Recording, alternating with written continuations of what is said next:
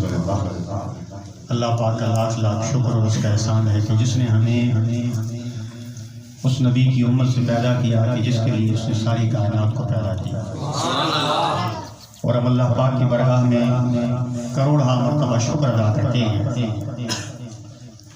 کہ جس نے ہمیں مسلک حقہ اہل سنت و جماعت کی پہچان عطا فرمائی، اور تاحال ہم اس پر قائم اور دائم ہیں، اور اس کی بارگاہ میں یہ دعا کرتے ہیں کہ باری تعالیٰ اسی مسلک پر ہمیں بہت عطا فرمائے۔ اس لیے دوستان محترم، یہ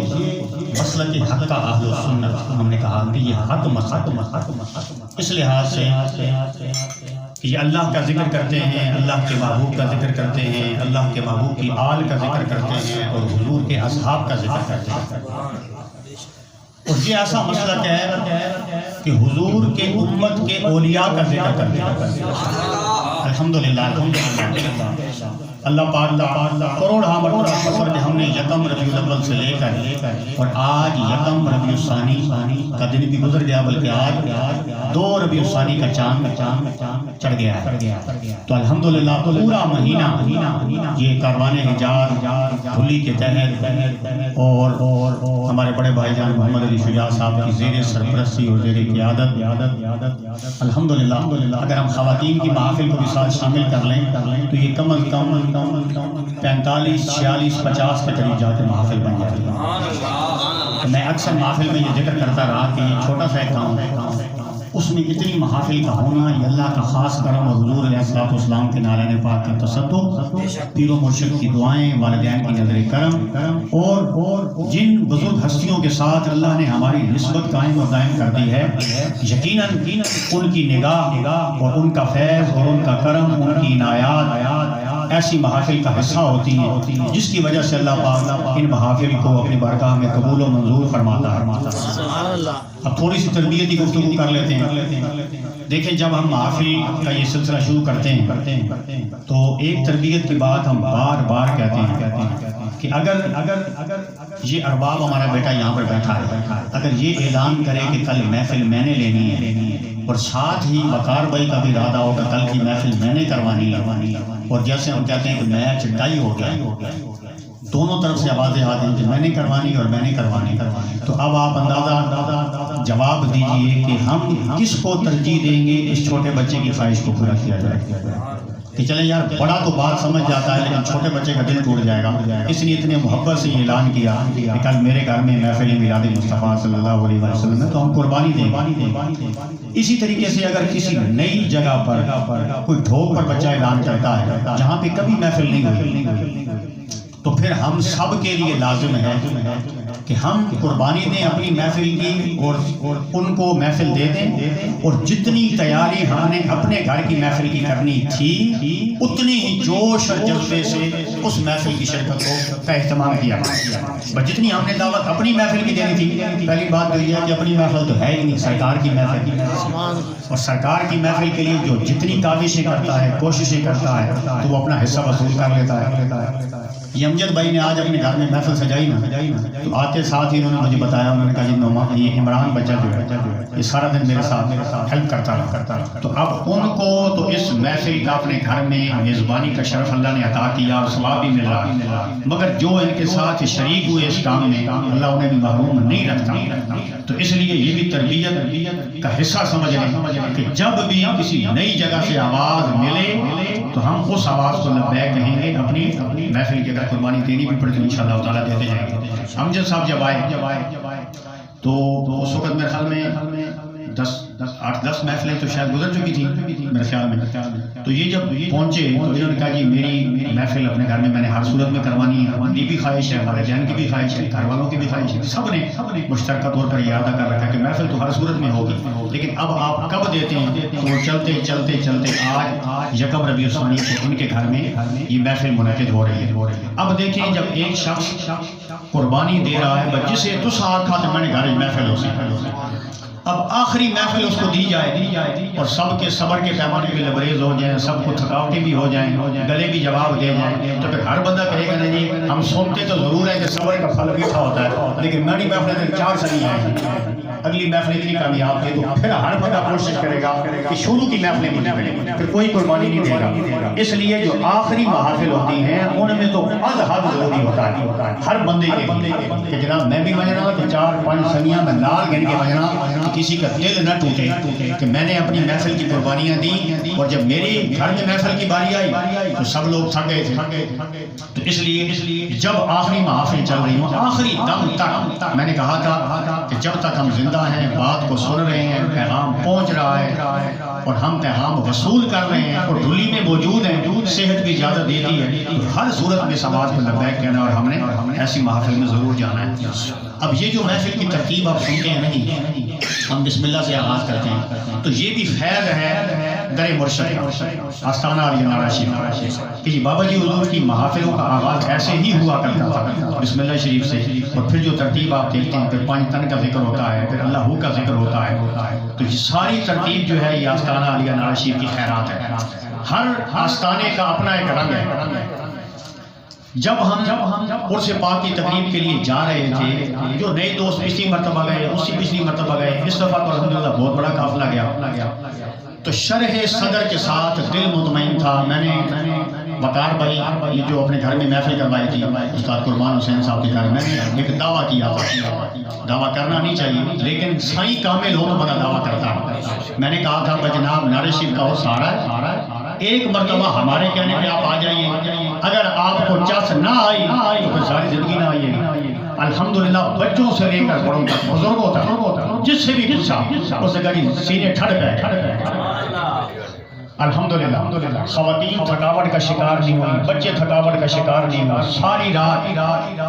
تو ہماری اپنی جو بنائی اسکول کی بچیاں گئی ہوئی تھیں، ہمارا سٹاف گیا ہوا تھا، انہوں نے کہا جی بھائی راتی 9 تے 10 تھی من جی رکھا نوٹی مڑا ندر آوے کچھ بھی ہو جائے، لیکن الحمدللہ صبح سحری تک ہم نے آنکھ نہیں چاہتی، ایسا مزہ ہے۔ اور یہ یاد رکھ لیں شاعر کہتا ہے کہ خدا کا قرب دیتا ہے محبت پیر خانے،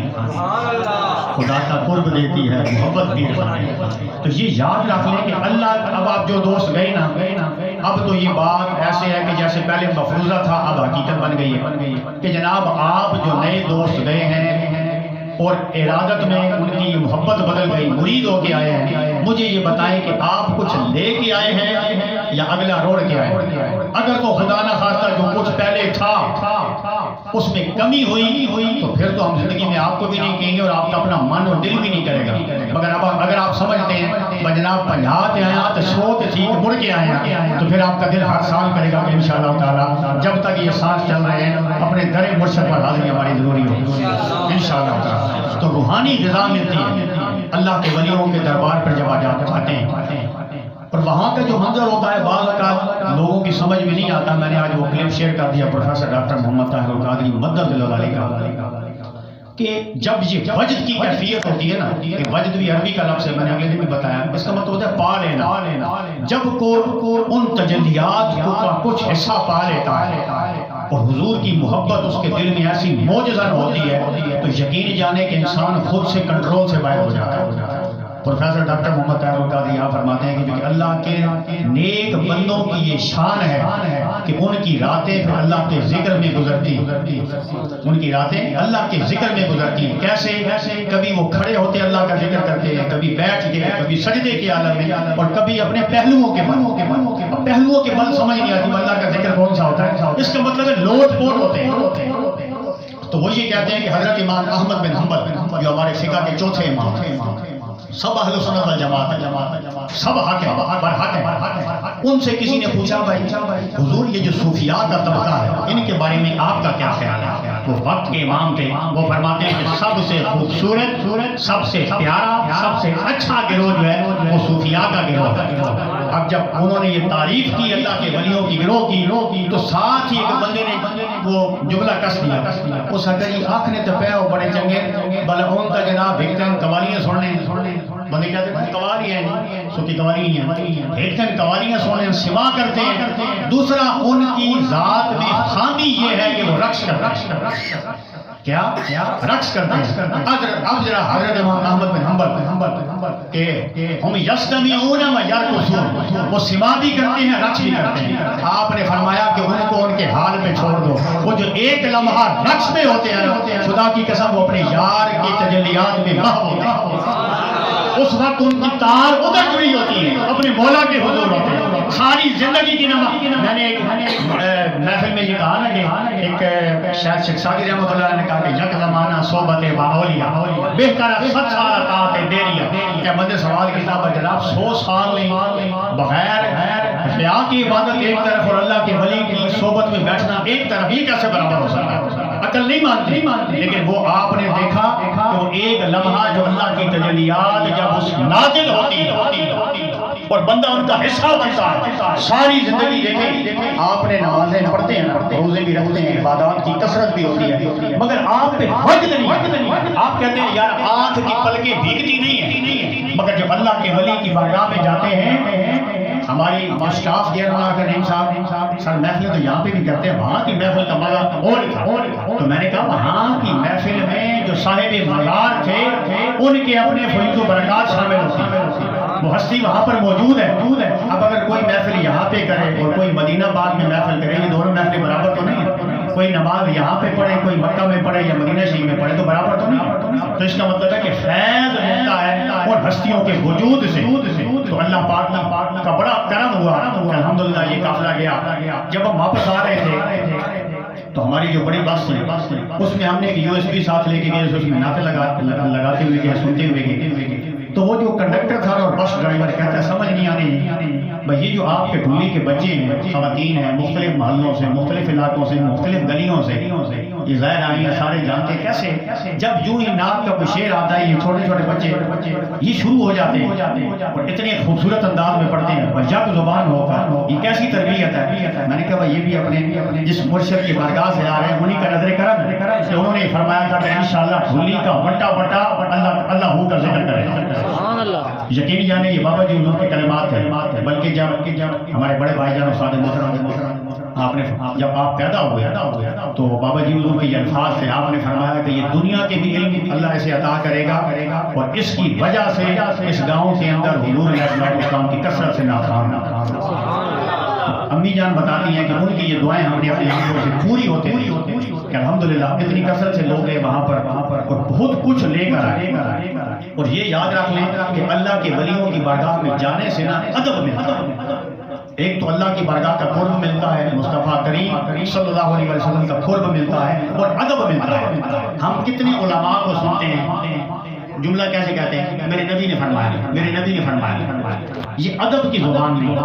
میرے نبی نے فرمایا. جب کسی محبت والے سے سنتے ہیں وہ کیا کہتا ہے آقا علیہ السلام نے فرمایا، مدینہ کے تاجدار نے فرمایا، آپ حضرت عامرہ رضی اللہ تعالیٰ کے لال نے فرمایا. تو میں بلکہ دعوت اسلامی کی جناب مولانا الیاس قادری صاحب وہ یہ کہتے ہیں کہ تاجدار مدینہ سرور قلب و سینہ.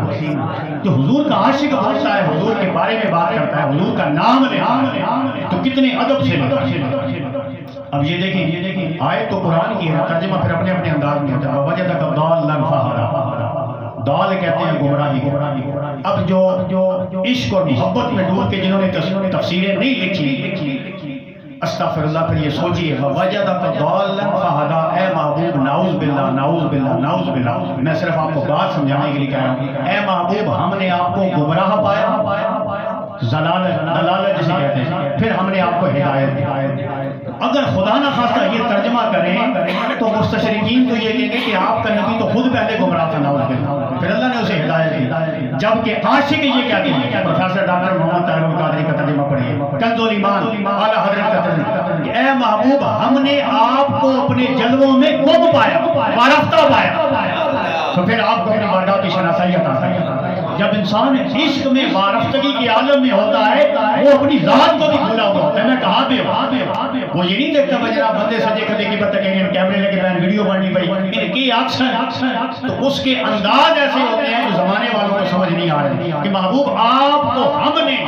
اپنی ذات میں ڈوبا ہوا پایا اور پھر آپ کو اپنی بارگاہ کا قرب عطا کر دیا. تو اس لیے اللہ کے نیک بندوں کے ساتھ جڑ جانے میں ہی برکت.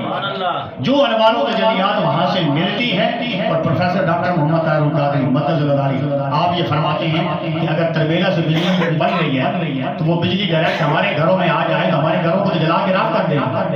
وہ پہلے گریڈ اسٹیشن پہ پہنچتی ہے, گریڈ اسٹیشن سے پھر آگے ٹرانسفارمر تک پہنچتی ہے, ٹرانسفارمر سے آگے ہمارے گھروں میں ہماری حیثیت کے مطابق پہنچتی ہے. تو یہ جو اللہ کے انوار و تجلیات ہیں یہ اللہ کے ولیوں سے, اللہ کے نیک بندوں سے اور انبیاء سے ہوتے ہوئے وہ فیض ہم تک پہنچتے ہیں. اگر ڈائریکٹ یقین جانیں اگر کسی مرشد کی اجازت کے بغیر کوئی وظیفہ ہی آپ شروع کر دیں ہو سکتا ہے کہ آپ پاگل ہو جائیں, تجلیات آپ برداشت ہی نہیں کر پائیں گے. اس لیے وظائف کے لیے, اسباب کے لیے کسی کامل مرشد کا ہونا بہت ضروری ہے. تو الحمدللہ اللہ پاک نے اس گھر کی شناسائی عطا کی اور میں مبارکباد پیش کرتا ہوں اپنے تمام دوستوں کو کہ جنہوں نے محنت کی, شبانہ روز اور اتنا بڑا قافلہ گیا. تو اللہ پاک کی بارگاہ میں دعا کرتے ہیں کہ باری تعالیٰ ہمیں تا قیام قیامت ان پاک ہستیوں سے جڑے رہنے کی توفیق عطا فرما. اور میں نے بتایا کہ بعض اوقات عقل اور عشق کے پیمانے ایسے ہیں جو سمجھ کسی کو آ ہی نہیں سکتے. اس پہ آپ جتنی دلیلیں دے لیں کوئی عقل ماننے کو تیار ہی نہیں. کیسے یہ سلطان باؤ صاحب کا ہی شاید شعر ہے, وہ کہتے ہیں کہ در مرشد دا خانہ کعبہ حج ضروری کری. اب سوچنے والا تو سوچے گا کعبہ ہوتے ہی ہے. اب انہوں نے کہا آپ نے اس نگاہ سے دیکھا جو نہیں کہ آپ کو پتا چلے کہ مرشد کا در کیسا کعبہ ہے. حضور داتا گنج بخش علی حجویری رحمۃ اللہ تعالیٰ علیہ آپ نے جب اپنی مسجد کی سنگ بنیاد رکھی تو جو اللہ کے ولیوں کے دشمن آپ کی مخالفت کرنے والے تھے, تو جب آپ نے ڈیرا لگایا اور لوگ آپ کی طرف متوجہ ہوئے تو لوگوں نے کہا بس در پہ جا کے لوگوں کو بلاتے ہیں تو لوگ آتے نہیں. اور یہ ایک جگہ پہ بیٹھ گیا, ہزاروں دنیا اس کی مرید ہو رہی ہے, اس کے پیچھے لگ گئی. تو حسد ہے, جلن ہے, ناراضگیاں ہیں, پریشانیاں ہیں. تو لوگوں نے کہا جناب یہ جو مسجد رکھی ہے نا اس کا قبلہ رخ ٹھیک نہیں ہے, محراب ٹھیک نہیں بنایا, صحیح قبلہ رخ پہ نہیں بنایا. تو جب یہ بات حد سے بڑی لوگوں میں مشہور ہونے لگی, کسی نے حضور داتا گنج بخش علی حجویری کو آگے بتایا یہ لوگ ہی گلہ پہ کریں. آپ فرمایا جناب پریشانی نا وہ محراب سدھا نہیں, آج میں نے پیچھے آ کے نماز پڑھ کے آئے اور لوگ نماز نہیں تھی تو جناب سارے ہی کعبہ نظر آ گیا, سارے کعبہ نظر آ گیا. در مرشد اللہ خانہ کعبہ حج ضروری کریے, یہ ہے اللہ کے بندے. اور ایک مرتبہ یہ اسماعیل صاحب بیٹھے ہیں, جمیل الدین سرک پوری صاحب تھے یا ان کے پہلے بزرگ تھے, تو ان کے بارے میں یہ آتا ہے کہ کسی نے کہا جناب یہ حضور علیہ السلام معراج کی رات آسمانوں سے گئے, کیسے گئے, ہماری سمجھ سے باہر ہے, عقل نہیں مانتے. وہ جوش میں آئے, جذبے میں آئے, منبر پہ تھے, لوگ بیان کر رہے ہیں کہ جناب آپ ایک لمحے کے لیے ایسے جوش میں آئے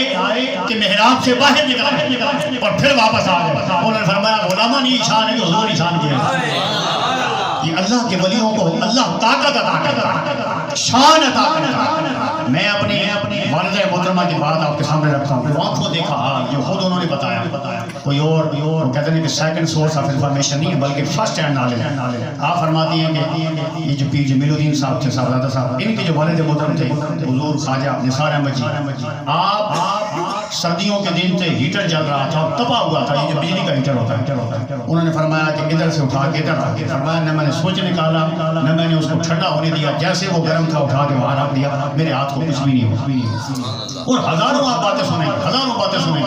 یہ بابلال شاہ صاحب کے بارے میں کیسی کیسی روایات لو کہ اگر کوئی چھت پہ سوتا تھا تو وہ کہتے تھے کہ جناب وہ گر جاتا تھا چھلپائی سے. تو یہ اللہ کے ولیوں کو اللہ طاقت عطا کرتا ہے. اور دوسرا وہ فرماتے ہیں کہ مرشد دا دیدار ہے باہو لکھ کروڑا حجا. یاد رکھ لیں اگر اس انداز میں, اس کیفیت میں آپ حج نہیں کرتے اور آپ کو حج کی یہ کیفیات نہیں ملتی, آپ کہتے ہیں بھائی یار جیسے میں 7 دن پہلے گیا تھا ویسے ہی لوٹ کے آ گیا اور رنگ چڑھا ہی نہیں آپ کے اوپر, تو پھر ایسے حج کا تو اللہ کی بارگاہ میں قبولیت ہے شاید تو شاید ہی ہو کہ قبول ہو جائے. مگر لوگ التجا کرتے ہیں, دعائیں کرتے ہیں, اللہ کی حضور درخواستیں کرتے ہیں کہ باری تعالیٰ ایک تو اپنے در کی حاضری نصیب فرما, دوسرا اپنے پیر و مرشد کی سنگت میں ہمیں اس در کی حاضری نصیب فرما. تو جب ہم واپس آ رہے تھے تو وہ جو ڈرائیور حیران تھا نا کہ یار یہ بچے کیسی نعتیں پڑھتے ہیں، آپ کا جیسے خواتین ہیں وہ بھی ساتھ گنگنا رہی ہیں، آپ خود بھی پڑھ رہے ہیں، انہیں گل کی تھی انہاں کا جناب بڑے بڑے درباروں سے گئے ہیں۔ اب یہ سوال بھی ہمارے سے نہیں کیا آپ کو کیسا لگا، ہمیں تو پوچھنا ہی تھا، وہ تو اپنی گاڑی کے پاس ہے، انہاں کا بڑے بڑے درباروں سے گئے ہیں، بڑی بڑی بوٹنگ سے گئے ہیں، دور دراز علاقے گئے ہیں، با جناب یہ دربار اصل زندگی جو نہیں ہے، اتنی محبت اتنی شفقت، ہمارے ٹھہرنے کا انتظام، صابن تولیہ چارپائی، اس طرح لنگر کھانا، ایک ایک بات کا خیال، گاڑی کا خیال ڈرائیور خود رکھتے ہیں، انہاں کا جناب آپ بے فکر ہو جائے گاڑی کھڑی کریں آپ کو کوئی ٹینشن۔ وہ کہہ رہے تھے جناب اسی تو سب گاڑی بک کی تھی تو صرف بہانہ بن گیا ہاں جناب اسی ہر سال اپنی مرضی نہ آیا کر سکتے، تو اس لیے ہم نے بھی کہا تھا جناب ایک مرتبہ آپ آئیے۔ تو میں نے دوسری بات یہ کی تھی کہ یار جب جس قائد کے در آپ لگے، جس نے آپ کی تربیت کی، جب ان کا پیرخانہ ہے تو ہم یہ کہتے ہیں کہ سارے یہ دھارے اکٹھے ایک طرف چلیں تو کتنا حسن پیدا ہوگا۔ اگر سب کے چہرے جدا جدا ہوں تو اللہ کے ولی سارے برحق ہیں، اللہ کے ولیوں کی سب کی شان الگ ہے، مگر جس انداز میں ہم اس قافلے کو لیڈ کر کے گئے وہاں پہنچے تو کیا ایسا پاسبل ہے کہ اگر 10 جگہوں پہ ہم نے جانا ہو تو ہر جگہ کا یہی منظر آپ کو نظر آئے؟ تو اس لیے آسانیاں بھی اسی میں ہیں، اور دوسرا یہ کہ جو چشتیوں کی محفل ہے، جو چشتیوں کا رنگ ہے، یہ اسماعیل صاحب بیٹھے ہیں، یہ کہتے ہیں کہ مجھے بہت سے بارگاہوں سے اللہ نے فیض عطا کر رکھا ہے، اب ان کو ایک چشتی فیض بھی مل گیا الحمدللہ۔ تو اس میں نرمی بھی بڑی ہے، محبت بڑی ہے۔ ہم جو سنتے رہے قصے، آپ نے خواجہ طارق صاحب کو آپ نے دیکھا کئی محافل میں، اور رکت اس بارگاہ کا ایک خاص تحفہ ہے۔ ہمارے اپنے منہاج القرآن میں ایک مرتبہ یہ میر علی شیر علی ان کی قوالی تھی، اور انہوں نے اسٹوڈنٹس کو اجازت دی کہ اپنے اپنے پیروں کو بھی بلا لیں، اپنے اپنے شیوخ کو بھی بلا لیں، تو میں نے بھی دعوت دی کہ طارق جی کو الحمدللہ وہاں پر گئے، یقین جانے بھائی ہزاروں جو وہاں پہ گلیوں میں بڑی بڑی گلیوں میں پیر آئے ہوئے تھے، لیکن آپ نے پیر کا رنگ بھی بکھرا تھی، نعت شروع ہوئی اور سلام تک آپ کی آنکھوں سے آنسو نہیں رکھتے، یہ خاص عطا۔ اب آپ نے خود بھی جا کے دیکھ لیا کہ یار وہ کیا سمندر ہے، وہ کیا کیفیات ہے کہ یار شہزادہ صاحب محفل میں آئے شروع سے لے کر آخر تک اسی کیفیت میں آئے، سب نے کہا بس پاسے بھی پرات کے دن گوڑیاں درد بھی لگ گئی، وہ ہماری عمر کی میرے بالکل ہم عمر ہے۔ تو اتنے بڑے پروگرام کرنا یہ اللہ کی عطا کے بغیر تو ممکن نہیں ہے، اتنے لوگوں کو دعوت دینا، اور پھر آپ نے دیکھا کہ جو نوجوان انہوں نے تربیت، نوجوانوں کی تربیت کی، جو نوجوان طبقہ ان کے ساتھ تیار ہوا، سخت لے جانی ہے۔ جب آپ یہ کہتے ہیں کہ یار مدینہ شریف کے لوگ بڑے نرم ہوتے ہیں، ان کے جذبے بڑے محبت والے ہوتے ہیں، مکہ شریف کے لوگوں میں تھوڑی سختی ملتی ہے مگر مدینہ شریف کے لوگوں کا دل نرم ہے۔ مکہ کے لوگوں کی سختی اسی لیے ہے کہ آقا علیہ السلام نکلنے پہ مجبور ہوئے، اور مدینہ کے لوگوں کو اللہ نے نرمی اسی لیے دی کہ وہ ویلکم کرنے کے لیے تیار ہیں۔ اللہ نے وہ سرزمین چنی اسی لیے، یثرب زمین تھی وہ جہاں بلائیں تھیں، پریشانیاں تھیں، بیماریاں تھیں، مگر آقا کے جانے کے بعد وہ مدینہ بنا باغ و بہار آ گیا۔ تو اس لیے آپ نے یہ عملی طور پر دیکھ کر، اور پھر ہمارے لیے خوشی کی بات یہ ہے یار کہ اگر ہمارے پیر و مرشد تو ہم یہ کہتے ہیں کہ ہم ایک چھوٹی سی نہر ہے، یہ نہر آگے ایک نہر میں ملتی ہے، پھر یہ نہر جا کے سمندر میں ملتی ہے، تو قبلہ پیر صاحب خود بتاتے ہیں کہ یار اللہ پاک حضور شیخ الاسلام پروفیسر ڈاکٹر محمد طاہر القادری مدذل القبر حضرت عطا، ان کی ہر وقت کی دعائیں، تو ہمارا تو یہ سارا وہ کہتے ہیں کہ جناب رنجہ ہی راضی ہو جاتا ہے کہ یار یہ سارے فیض ملتے چلے جاتے ہیں، اور پروفیسر ڈاکٹر محمد طاہر القادری قادری ہوتے ہیں، وہ منہاج القرآن کے مرکز پر قوالی کرواتے ہیں، انہیں معلوم ہے کہ یہ تحریک ہند سے اٹھی ہے، بڑے صغیر سے اٹھی ہے انقلابی تحریک، تو اس میں جب تک حضور خواجہ اجمیر کا فیض نہیں شامل ہوگا تو یہ کشتی کنارے لگے نہیں سکتی، انہیں معلوم ہے۔ اس لیے سارے قادری قوالی مانتے ہی نہیں، نقشبندیت میں بھی بڑی سختی ہے، مگر آپ جانتے ہیں کہ اس کشتی کو پار لگانے کے لیے اس چیز کا سہارا بہت ضروری ہے۔ جب خواجہ اجمیر نے وہاں کے لوگوں کا مزاج دیکھا تو تبلیغ کا انداز بدل دیا،